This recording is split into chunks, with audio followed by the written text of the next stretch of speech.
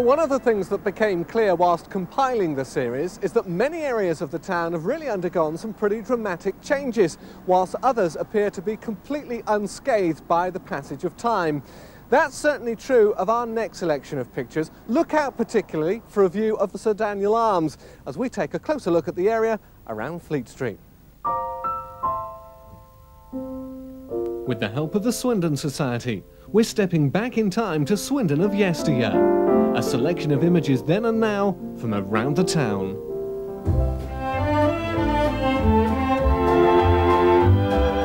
This is one of our oldest moments in time, captured forever. The picture was taken in the 1880s. We're looking east along Fleet Street. In the distance, the Sir Daniel Arms Public House and the Wesleyan Chapel. Over 110 years later, those buildings still survive.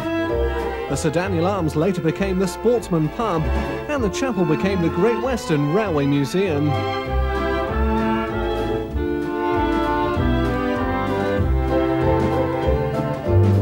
The Sir Daniel Arms was built as a beer house in the 1880s and named after the first locomotive, carriage and wagon superintendent of the Great Western Railway. There's an eerie feeling as the people in the picture disappear in our modern view of the same location. The once thriving hostelry is now boarded up with demolition not too far away.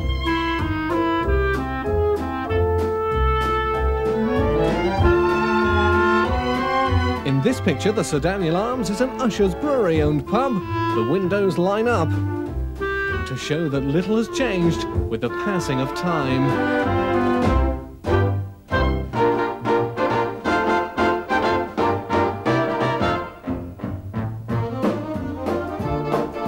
The year is 1906, and the photograph records tram number 4 on its way to Rodbourne, passing the Wesleyan Methodist Chapel in Faringdon Road. In our modern-day view, the traffic flow has certainly changed dramatically. In fact, the road was widened at this point to cope with the increase. The former chapel is now the home of the town's Great Western Railway Museum.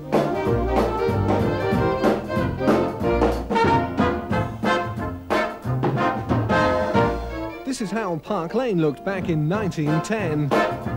The road stretches out towards the Rodbourne Road bridges. No visible traffic on the roads apart from the occasional tram and the odd bicycle or two. The modern-day view, almost 90 years later, had to be taken from a slightly different angle because of a huge road sign.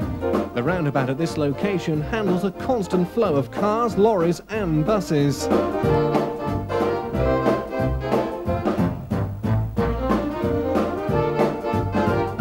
The park in Faringdon Road was for many years the focal point of the town's recreational pursuits. This 1930s view shows the greenhouses and rose gardens. During the war, air raid shelters were erected and static water pits dug. The park never really recovered its former popularity. Today the park is just one of many maintained by the Borough Council. 60 years later, the rose gardens are just a shade of their former glory.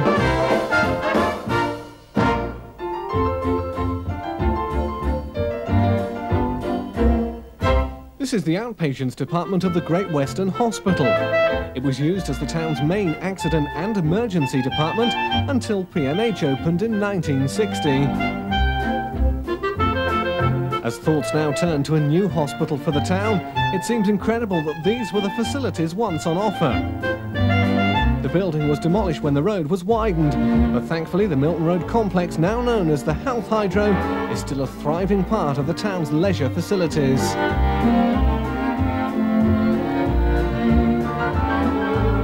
This is Swindon in the 1930s. We're in Fleet Street at the junction with Bridge Street. In view are some of the town's early buses. The picture shows traffic flowing in both directions. In fact, so much has changed, it's difficult to visualize the location today.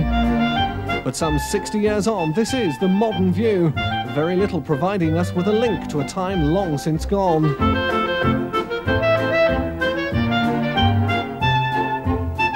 remembering the Swindon of yesteryear with the help of the Swindon Society, a glimpse of Swindon through the years.